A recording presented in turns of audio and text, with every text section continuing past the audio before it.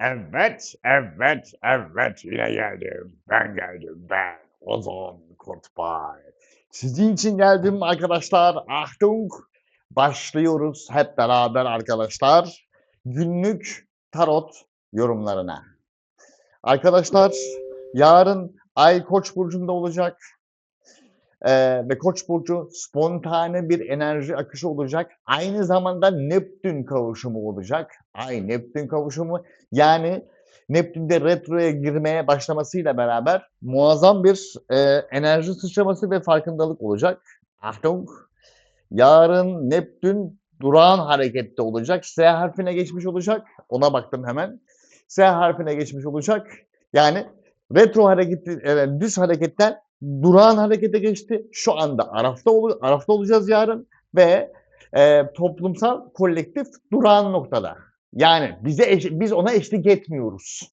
İleri hareketi değil, duruyor yerinde. Boşta. Yarın boşta olacak. Boşta olacağı için bir ayrışma olacak. Aynen. Biz ve kolektif arasında bir ayrışma olacak. Seni çekmiyor ileriye, durağan pozisyonda. Ve orada sen farkındaysan bir şey yaşayacaksın. Neydi adı? Aha, ne oldu? Bir tuhaflık var. Aynen. Bir tuhaflık var. Koç burcunda olduğu için bir tuhaflık var diyeceksin zaten. Orada bakalım tarot sana ne diyor? Onu şimdi gözden geçireceğiz. Güneş burcu ve yükselen burcu Koç olan arkadaşlar. Hemen bir numaralı ev. Bakalım ne diyor sizin için yarın tarot kartları. Bir numaralı kart, 2 numaralı kart ve 3 numaralı kart. Ne diyormuş? Tılsımın ası. Hak etmen gereken, bulman gereken, yaratıcılığınla keşfetmen gereken cevherler var. Bu cevherler seni biraz zorlayacak. Değneklerin dokuzlusu. Dikkat etmen gerekiyor. Hem dikkatli olacaksın, hem zorlanacaksın ama keşfetmek durumunda kalacaksın. Çünkü bu aynı zamanda geçmiş kartı. Daha önce başladığın bir olay yani. O seni yarın kasmaya başlayacak ve son kart diyor ki an gelecek, taşların yerini değiştirmek zorunda kalacaksın. O tılsımların asına ulaşabilmek için sayın Güneş burcu ve yükselen burcu Koçlar. Yani olmuyor yok. Taşların yerini değiştir ama yap. Taşların yerini değiştir ama yap. Zorlanacaksın. Eyvallah. Ama bir numaralı evde yanında Satürn var. Disiplinli olmak zorundasın. Taşların yerini değiştirme, hani pes etmek yok arkadaşım. Pes etmek yok. Zorlandığın halde olmuyor mu? Taşların yerini değiştir ve yap. Çünkü bu Neptün retrosu her zaman gelmeyecek. 126 senede bir. Yapacak bir şey yok. Bunu yapmak zorundasın matematiksel olarak sayın Güneş burcu ve yükselen burcu Koç. Bitti. Achtung, orada yapacak hiçbir şey yok. Aynen. Şimdi gelelim boğa burçlarına. Sayın boğalar 12 numaralı ev. Yani tamamlanmamış olayları tamamlanma zamanı. Achtung. Ama bir de bunu fark etme zamanı. Hepsi beraber bir araya gelecek. Şimdi bakalım nedir, ne değildir sayın Güneş burcu ve yükselen burcu boğalar. 1 numaralı kart, 2 numaralı kart ve 3 numaralı kart. Ne diyormuş sayın boğalara? Bir süredir kasılıyorsunuz. Aynen. Yapsam mı, yapmasam mı arasında. Tılsımların dörtlüsü. Bayağı bir kasılıyorsunuz, hatta etrafınızda kasıyorsunuz. Achtung. Yarın olması gereken şey, bütün olasılıkları teker teker denemek. Kasılıyor olmana rağmen. Çünkü geçmiş seni kasıyor. Achtung, tamamlayamadığın şeyler seni kasıyor. Olasılıkları değerlendirip tamamlayıp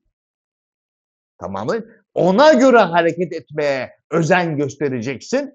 Neptün retrosuyla beraber ve o sende tamamen sancılı bir süreç yaratacak. Mahkeme kartı, gerekirse resmi evraklar, resmi daireler gündeme gelecek ama o olasılıkları kullanıp o kasılmayı sineye çekip o küllerinden doğmaya gitmek zorundasın. 12 numaralı evden geçmek zorundasın. Sayın Güneş burcu ve yükselen burcu boğa. Aksi takdirde knockout olursun. Aksi takdirde band orada kopar. Band orada koptu mu bu kart ters döner. Knockout olursun sayın boğa. O yüzden o olasılıkları sonuna kadar değerlendirmek zorundasın. Aksi takdirde değerlerinden kaybedeceksin çünkü sayın boğa. Değerlerinden mi kaybetmek istersin, küllerinden doğmak mı istersin? Doğmak isterim. O zaman olasılıkları sonuna kadar değerlendir. Hatta kasılmadan değerlendirirsen vazgeçme olasılığını sıfıra indirirsin. O yüzden bunu yarın çok iyi bir şekilde değerlendirmen gerekiyor. Sayın Güneş burcu ve yükselen burcu boğalar. Bu mudur? Budur abi. Achtung. Saldırın. Gelelim şimdilik İkizler burcuna. Derinde 11 numaralı dış bağlantılar evi. 11 numara. Bakalım dış bağlantılarda ne olacak yarın sayın ikizlerde. 1 numaralı kart, 2 numaralı kart ve 3 numaralı kart. Ne diyormuş? Diyor ki uzun vadede bir tamamlanma, Achtung, bir bölümün dış bağlantılarla beraber kapanması ve yeni bölüme doğru geçiş. Nasıl? Kılıçların onlusuyla. Done.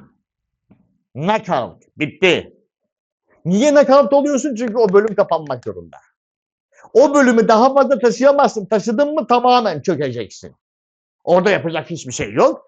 Dış enerji alamayacaksın. Alamayacağın için bu olacak sayın ikizler. Alamayacağın için. O yüzden o yeni aşamaya geçmek zorundasın. Burayı bırakmak zorundasın sayın Güneş burcu ve yükselen burcu ikizler. Yaptın mı? Burası resital yapmaya başlayacak. Bu dönecek buraya. Aynen. Resital yapmaya başlayacak. Final Destination ve bu kart, şu kart, kılıç onlusunun öbür tarafına geçti mi ne olur biliyor musun? Tılsımların dokuzlusu. Konfor alanın, kaynakların yükselmeye başlar. Aksi takdirde kaynakların daralmaya başlar. Kaynakların daralmaya başlarsa algoritman hata verir. Bu sefer enerji dengesi kayar. Algoritma ilk başta durmaz, enerji dengesi kayar. Enerji dengesi kayarsa sıkışmaya başlarsın. Bir yere kadar gelir ama ondan sonra algoritman kilitlenir. Yani yaşamın. Kilitlenir, ondan sonra error vermeye başlar. Fatal error. Ne oldu? Şurada hata var. Su 1, Su 2, Su 3 algoritmaya göre. O hataları düzeltmekten ilerleyemez hale gelirsin. O yüzden yarın bunu çok iyi bir şekilde değerlendirmen gerekiyor. Sayın Güneş burcu ve yükselen burcu ikizler. Bu mudur? Budur abi. Aynen. Gelelim sayın yengeç burçlarına. Sayın yengeçler, kariyer evi. Aha, Achtung. Aynen, orada yapacak bir şey yok. Kariyer evinde bakalım ne olacak sayın yengeçler. 1 numaralı kart, 2 numaralı kart ve 3 numaralı kart. Ne diyormuş yengeçlerde? Aha. Bir süredir taşları yerinden oynatmaya başlamışsınız zaten. Kupaların yedelisi öyle diyor. Bilmediğiniz haberler, sizden gizlenmiş olan şeyler gün yüzüne çıkmaya başlamış. Bu da size taşları yerinden oynatma zorunluluğu vermiş. Achtung. Şimdi yarın tamamen bununla ilgili Ay Koç burcunda yaşam alanında geçmiş tecrübelerini döktürmen gerekiyor. O kariyeri, o duruşa sahip çıkabilmek için. Mayday, mayday, mayday, mayday. Bunun için gerekirse her zamanki yaptığın kişiye veya işe her zamanki yaptığın şeyi yapmayacaksın. Tecrübeleri döktüreceksin. Achtung. Final Destination ne diyor? Başka kart matematiksel olarak çıkamaz zaten. Gerekirse sınırlarını yenileyeceksin. Sınırlarını yenileyeceksin ama bunun için de gardını almak zorunda kalacaksın. Çünkü boru değil bu. Kariyer evi. İnsanın var olma evi. Achtung, var olma evi olduğu için o taşları ona göre oynamak lazım. Çünkü mevzu ciddi. Aynen, mevzu ciddi olduğu için her şeyi göze alıp şu kılıcı çekeceksin. Yoksa sınırlar kayar. Sınırlar kaydığı zaman o 10 numaralı ev Satürn aşağı doğru çökmeye başlar. Bu da ne yapar? Değerlerini yok eder. Hatta sırf değerlerini yok etmez. 4 numaralı ev senin evin hayatının merkezi sarsılmaya başlar. Onu kaybetmek istiyorsan, yani kendini, kendi hayatında kaybetmek istiyorsan sen bilirsin. Aksinde o sınırları belirlenmek lazım. Aksi takdirde knockout. Ne oldu? Sonra kendini kaybedersin, toparlayamazsın sayın ikizler. Ve Plüton Kova bayağı bir uzun süre toparlayamazsın. Haberin olsun. Mayday mayday. Gelelim şimdi sayın aslan burçlarına. Yaşam felsefesi, yaşam kaynağı evi. 9 numaralı ev. Ay Koç burcunda orada olacak. Gölgelerin gücü adına. Aynen. 1 numaralı kart, 2 numaralı kart ve 3 numaralı kart. Der ki bir süredir sınırlarına hakimiyet var zaten sayın aslanlarda. O sınırları çizdi zaten bir süre önce. O sınırları çizmişsin ve şu anda çıkarmışsın kara kaplı defteri. Hesap kitap yapıyorsun. Ben bundan sonraki süreç içerisinde hatta yapacaksın. Bundan sonraki süreç içerisinde kendi yaşam felsefemde, kendi inançlarımda kime nasıl müsaade edeceğim, kime hangi iltimaslarını tanıyacağım, kimi hangi davranışla ödüllendirip hangi davranışlara o sınırları belirleyeceğim. Yarın buna giriyorsun sayın Koç, sayın Aslan. Yarın buna giriyorsun. Ama Achtung, en önemli şey yarın yapacağın en büyük hata ön yargılı hareket etmek olacak. Ön yargılı hareket ettiğin andan sürprizlere açık olman lazım. Sen aslansın, sabitsin, düz bakarsın. Ön yargına o kadar mutlak inanırsın ki aksi mümkün değil olamaz dersin. Ya olursa? Ya olursa? Olursa onun bedelini sen ödeyecek misin sayın aslan? Hayır diyorsan yapacak hiçbir şey yok. Çünkü aynı evde Satürn de var. O bedeli sana ödetir eğer ön yargılı davranırsan. Sürpriz gelişmeler, bu olabilir dersen orada sıkıntı yok. Yani faturayı sen mi ödeyeceksin, karşındaki mi ödeyecek? O tamamen senin duruşuna bağlı, bakış açına bağlı, esneyip esneyememene bağlı. Bu mudur sayın aslan? Budur. Ona göre yarın o kitaptaki kuralları, kendi kitabındaki kuralları iyi bir şekilde gözden geçir. O sınırları biraz esnek yapmakta fayda var. Aksi takdirde zararını kendin çekersin sayın aslan. Gelelim şimdi Başak burçlarına. Aynen 8 numaralı ev. Krizler ve açık düşmanlar ve başkalarının kaynakları sayın Başak. Bakalım orada durum nedir, ne değildir gözden geçireceğiz şimdi. Aynen. Bakalım. Sayın Başaklar klimayı açtık biraz. 1 numaralı kart, 2 numaralı kart ve 3 numaralı kart. Der ki sayın Başaklar, bir süredir yaptıklarının peşindesin. Yani ben bunları yaptım, bunun artık bir karşılığı olması lazım. Kupaların altılısı. Şimdi direkt o yaptıklarından bir karşılık alamıyorsan onu karşılığını alacak hale getirmek için o kaosun içine girmen lazım sayın Başak. O kaosun, o ateş çemberin içine girdin mi sıkıntı yok. Ama oraya girmek zorundasın sayın Başak. Benim de yükselenim Başak. Ben oraya şalteri indirdim, girdim kardeşim. Mecbursun çünkü. Aksi takdirde daha çok enerji sızıntısı olur, frekans sızıntısı olur. Çünkü yok. Olmuyorsa olmuyordur. Boşuna çaba sarf etmek. Bunun için gerekirse kendini aşmak zorundasın sayın Başak. Tılsımların 8'lisi. Kendini aşmak zorundasın. Kendini aştığın an zaten gerisi gelecektir.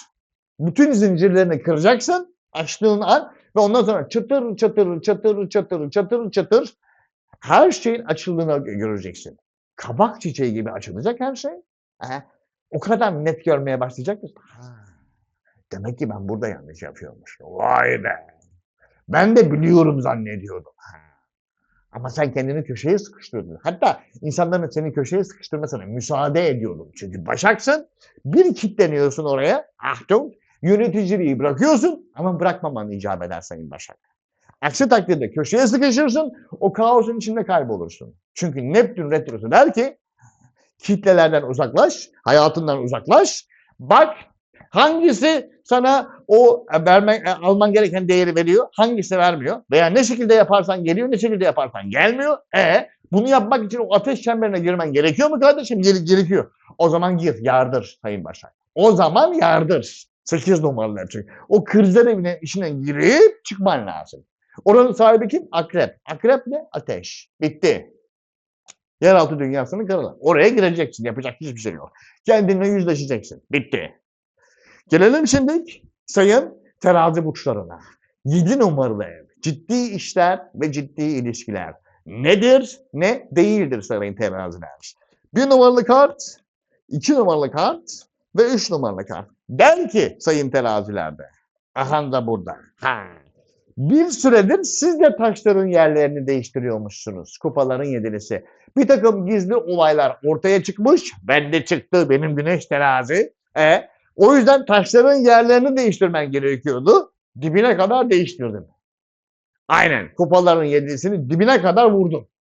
Şimdi heyecan ve rahatlama zamanı. Heyecan ve rahatlama zamanı. 7 numaralı oh dedim. Her şey artık kontrol altında. Sıkıntı yok. Enomine patris en filio en sepilio antris.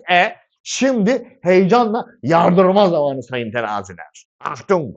Ve son kart der ki her zamanki mücadelene devam et.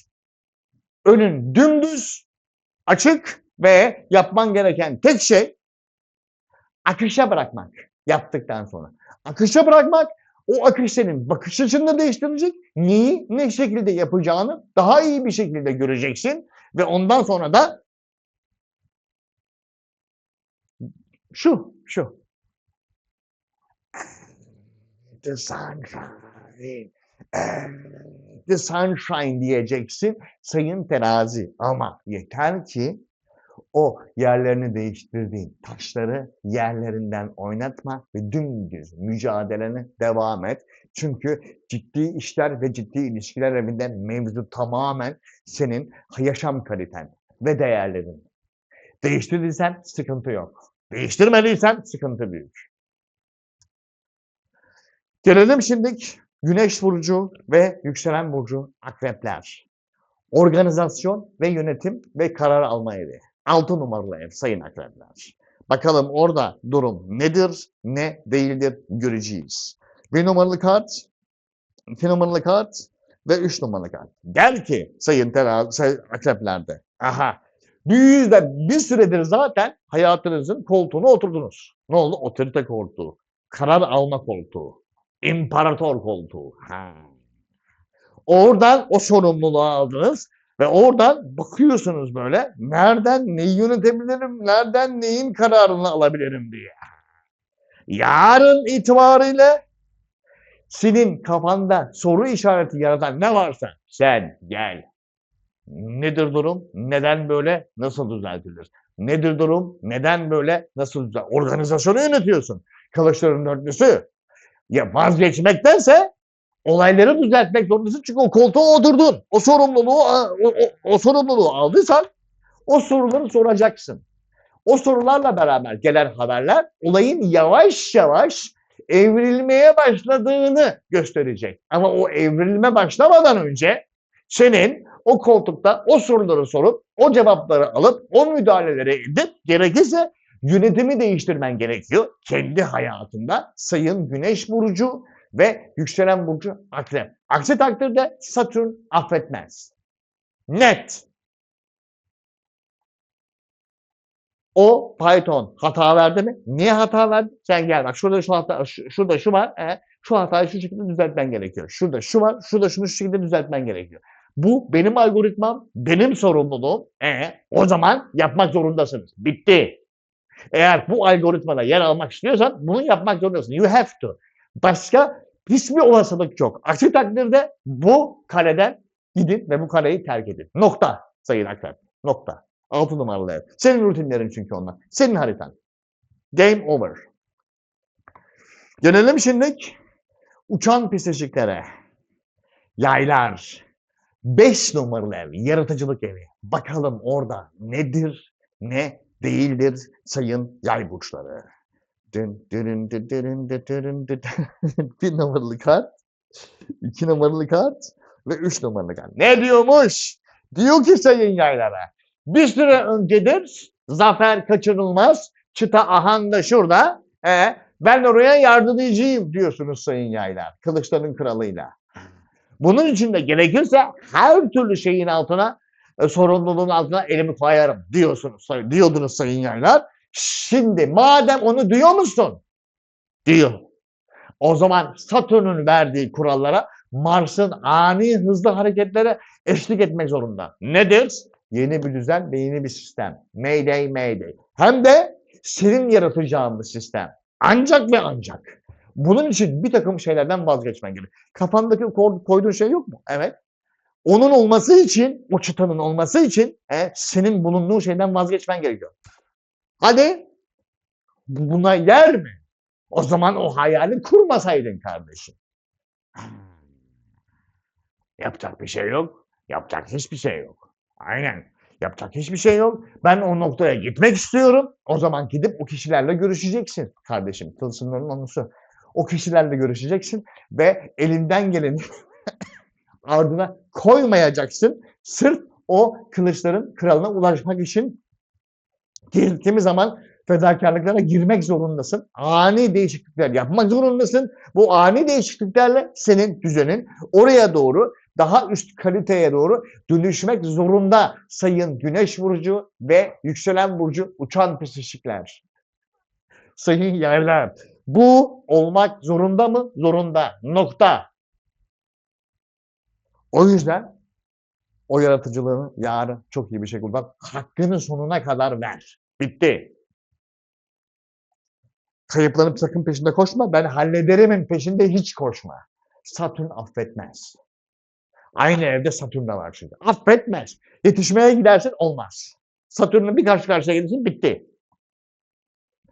Gelelim şimdi Güneş burcu ve yükselen burcu Oğlaklar. 4 numaralı eviniz. Merkez eviniz. Hayatınız merkez ev. Göreceksin orada. Artık. 1 numaralı kart, 2 numaralı kart ve 3 numaralı kart. Der ki sayın oğlaklarda, ahanda, bir süredir kılıçların altılısı, yolculuklar, ondan sonra kaçışlar, rahatlamalar ve o gerektiği zaman düzen değişiklikleri, kılıçların altılısı, Mayday Mayday, Mayday Mayday ve şu anda acaba yapsam mı yapmasam mı kararsızlığı var. Arkadaşım, bu senin hayatının merkezi. Vereceğin karar ya da vermeyeceğin karar, bütün her tarafta sonuçları sen yaşayacaksın sayın Oğlak. Ona göre hareket et. Bence kararsız kalma. Çünkü 4 numaralı ev boru değil. 4 numaralı evin üstü senin yönettiğin ev. Aynen. Bunun için ben olsam hesabı iyi yapardım. Kararsız kalmaktansa matematiği oturt. O matematik şaşmaz çünkü. O algoritma şaşmaz arkadaşım. O algoritmaya göre hareket edersen hiçbir kararsızlığın zerresi olmaz. Oturuyor mu bütün kodlar? Oturuyor. Run yaparsan çalışacak mı? Kusursuz. Eğer kusursuzsa Sokesol zero. Sen kodlardan emin misin? Emin. Bas, hata verirse düzelt. Hatasız olana kadar tekrarla. O yüzden de o kitabı kullan. Mayday Mayday. Ne zaman ki Sokesol zero dedi, hata yok dedi, yaslan abi arkana. Bitti. Olay bitti, konu kapandı. Aynen. Kılıçların altından yırttığının resmidir. Güvenlik evin hayatının merkezi güvende. Nokta sayın Oğlak. Ondan sonra oh de. Oh. Ben yapmam gerekenleri yaptım mı kardeşim? Yaptım. Olay hatasız ve kusursuz bir şekilde işliyor mu? İşliyor. O zaman sonuçlara bakalım. konu kapanmıştır. Bu. Gelelim şimdi Güneş burcu ve yükselen burcu Kovalar. 3 numaralı ev. Düşündüklerini hayata aktarıp yeşertmeye başlama. Bu sayın Kova. Nedir ne değildir bakacağız. 1 numaralı kart, 2 numaralı kart ve 3 numaralı kart. Ne diyormuş? Diyor ki bir süredir kendini kanıtlamayla meşguldün. Kılıçların kraliçesi. Kanıtlayabildin mi? Evet. Kanıtladım. Hatta kralını tanımadım bile. Ay burcum Kova benim. Kralını tanımadım. I don't know the king dedim. Şu anda o sınırları belirleyeceksin. Kendini kanıtladım baba ben. Ben kendimi kanıtladım baba. Bundan sonraki süreç şurası abi. Şuradan bir adım ileriye gitmem. Bu. Nokta. Çünkü benim düşündüklerimin oluşması lazım. Oluşması için de bu sınırları belirlemem lazım. Çünkü ben kendimi kanıtladım ve o sınırları belirledim. Bundan sonraki süreç onun oluşum aşaması. Oluşum aşamasındayken o sınırları yerinden bir kıpırdatırsan ne olur biliyor musun? Uyuyamazsın gece, dudağın uçuklar. Aynen. Dudağın uçuklar gerekirse bulunduğun noktada gitmeyi bile göze alman lazım. Göze alıp o sınırları baştan çizmen lazım. Burası olmuyor mu kardeşim? Olmuyor. O zaman ben kendimi kanıtladım mı? Kanıtladım. O zaman bu kanıtın hakkını veren yere gideceksin. Dan sayın Kova. O verdiğinin karşılığını alacağın noktaya gideceksin o zaman. Ya ondan vazgeçeceksin ya ondan vazgeçeceksin. Kendini kanıtladıysan neyden vazgeçeceğin belli. Yerden vazgeçeceksin o zaman. Bitti. Game over. Done. Gelelim şimdi Güneş burcu ve yükselen burcu Balık. Değerler evi. 2 numaralı ev. Değerler, bakalım değerler evinden ne olacak? Değerler evi kendi değerlerini inşa ettiğin yer. 1 numaralı kart, 2 numaralı kart ve 3 numaralı kart. Bakalım sayın Balık ne diyormuş? 1 numaralı kart der ki sayın Balık. Dur sıkıntı çok büyük. Çok bir sıkıntı bildiğin gibi değil. Bir süredir bir karar aşamasından geçiyordun. Aşıklar kartı oğlum boru değil. Heyecan zirvedeydi. Aynen. Bir takım esnemeler yaptın. Achtung. Tensellikte uyuyordu. Dan.